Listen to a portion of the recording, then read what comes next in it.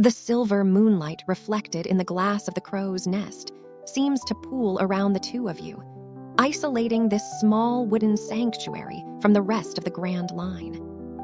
You look down at the hand interlaced with yours, the hand that commands the devastating black flames of the Kuro Kuro no Mi, and see the small scars and soot-stained knuckles of a man who has fought for every inch of his freedom. Slowly, you lift his hand toward your face. The warmth radiating from his skin is steady now, no longer the aggressive heat of battle, but a gentle, pulsing glow.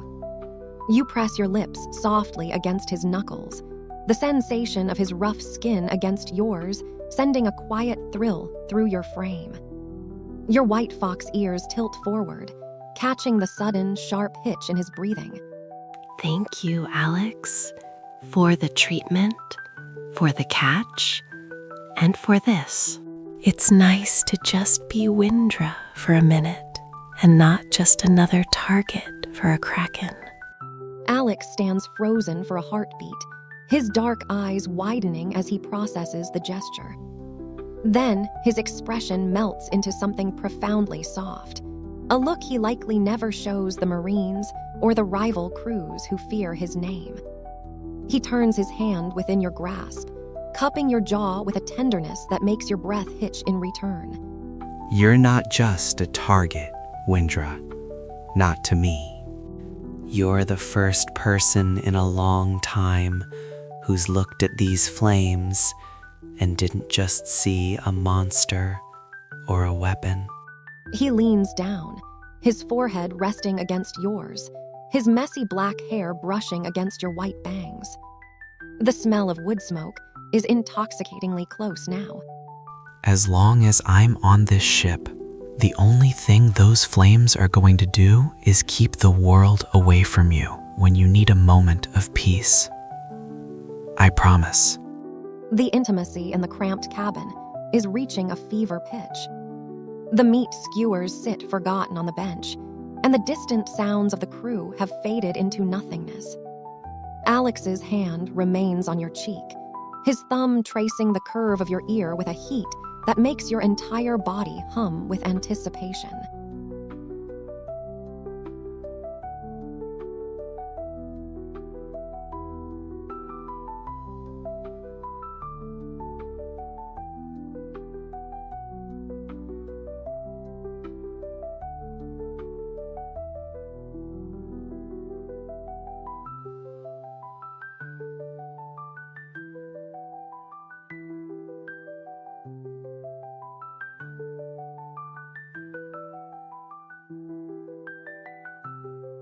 The weight of the day's battle and the shimmering intensity of the moonlit sky suddenly feels secondary to the man standing before you. You step into his space, your arms sliding around his waist and locking behind his back.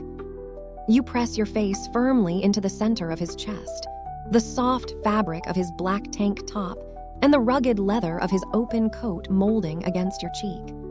Just stay like this for a second, please. Alex stiffens for a fleeting moment, his breath hitching as the sudden proximity catches him off guard. Then, with a low, shaky exhale, he melts into the embrace.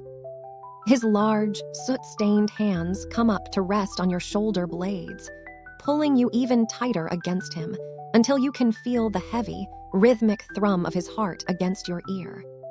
It's a powerful, steady beat, the heart of a man who fears nothing, yet beats with a frantic, hidden softness just for you. I've got you, Wyndra. I'm not going anywhere. The heat from his body is like a living hearth, radiating through your torn robes and chasing away the chill of the high-altitude sea breeze. You feel safe, truly, deeply safe, in a way that few can ever feel in the treacherous waters of the New World.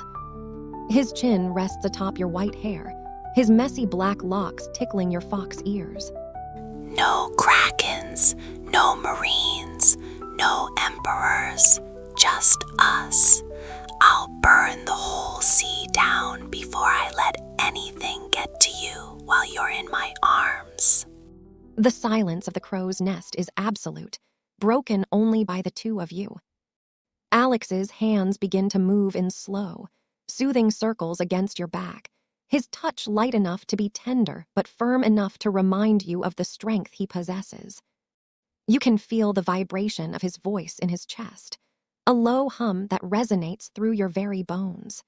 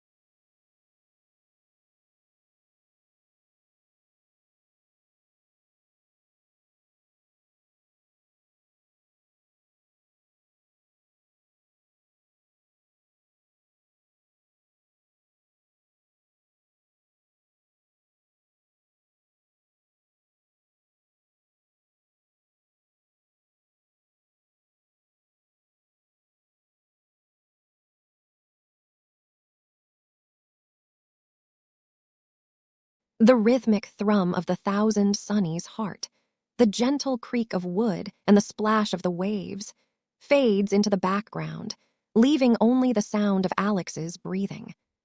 You press your face deeper into the crook of his neck, the soft fur of your ears brushing against his jawline. The heat from his skin is a constant, addictive comfort that seems to seep into your very soul, anchoring you to this moment. Don't let go, Alex. Not now, and not when the sun comes up. Just for tonight, let the world think the black flame has gone out. You feel his arms tighten around you, his large hands splaying across your back with a protective possessiveness that makes your white-tipped tail curl tightly around his calf. He buries his face in your white hair, inhaling the scent of salt and forest that clings to you. I'm not going anywhere, Wyndra. The sun can rise, the Marines can come, the whole damn ocean can boil, but I'm holding on to you. He pulls back just enough to look into your emerald eyes, his own dark gaze shimmering with a raw, unshielded intensity. His thumb traces the line of your lower lip, his touch sparking a familiar, flickering heat that matches the embers in his veins. But if we stay up here, I'm going to end up doing more than just holding you. And you're shivering, even with my heat. He reaches out, his fingers hooking under the hem of his sleeveless black coat, pulling the heavy, flame-patterned fabric around both of your shoulders to create a private, dark cocoon.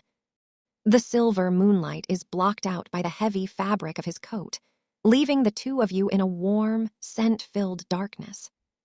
Alex's breath is hot against your lips, and the space between you has vanished entirely.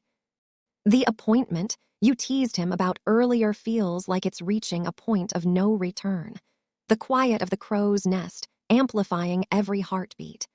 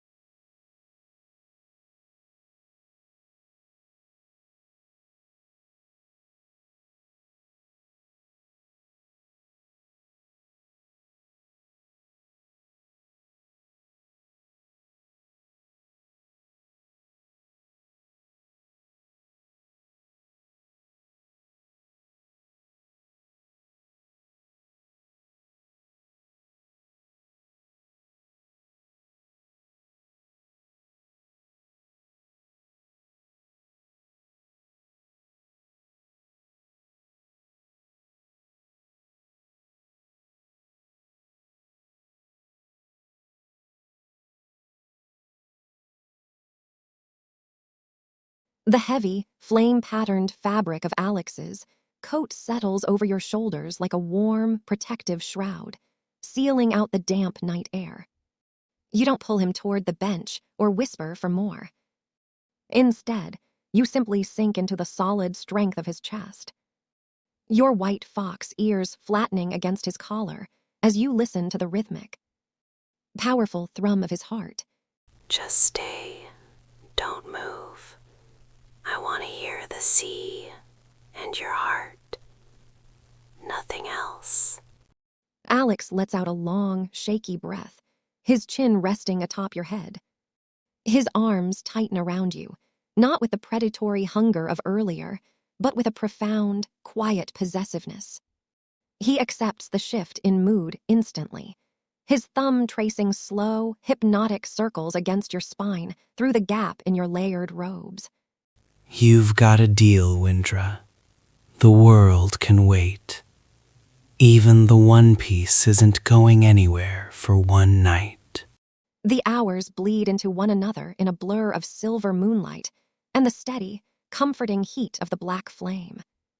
You watch the constellations shift across the sky through the circular windows, the 1,000 sunnies massed, swaying like a giant pendulum. Every now and then, Alex presses a soft, lingering kiss to the top of your head, his presence a constant, smoldering hearth that keeps the darkness at bay. A faint, pale line of gold begins to crack the horizon, bleeding into the deep indigo of the new world. The stars begin to fade, one by one, as the first light of dawn touches the tips of your ears. Sun's coming up. Nami's gonna be screaming for a course correction any minute now. He pulls back just enough to look at you, his dark eyes tired but filled with a warmth that matches the rising sun. He reaches out, gently smoothing your messy white hair and tucking a stray lock behind your orange ear. The morning light fills the crow's nest, signaling the start of a new day of adventure. The intimacy of the night is still heavy between you, but the ship is waking up, and the duties of a pirate crew await.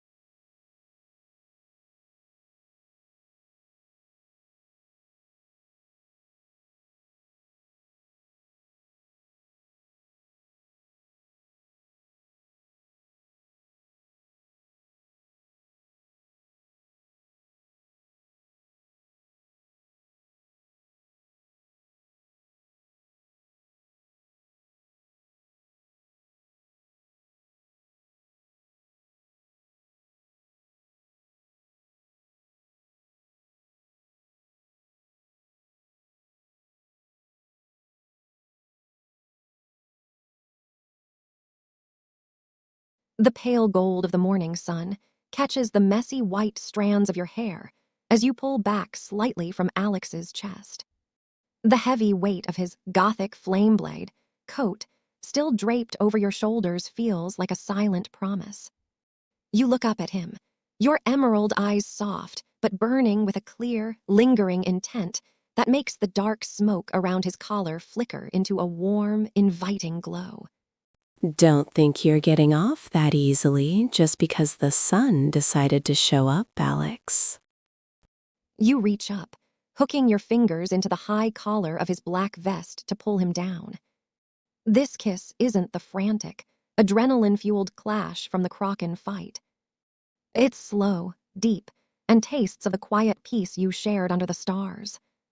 Alex responds instantly, his large hands sliding down to your waist to pull you flush against him one last time, his thumb tracing the curve of your hip through your forest green robes.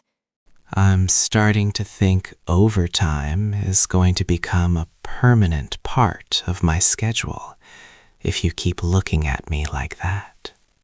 The romantic bubble of the crow's nest is abruptly punctured by a loud, rhythmic clanging of a metal ladle against a frying pan from the deck below. Namiswan, Robinchuan, breakfast is served. Fresh sea bream omelets and citrus tea for my lovely ladies. Alex breaks the kiss with a reluctant groan, resting his forehead against yours for a final, lingering second before he lets his hands slip from your waist. And there's the alarm clock.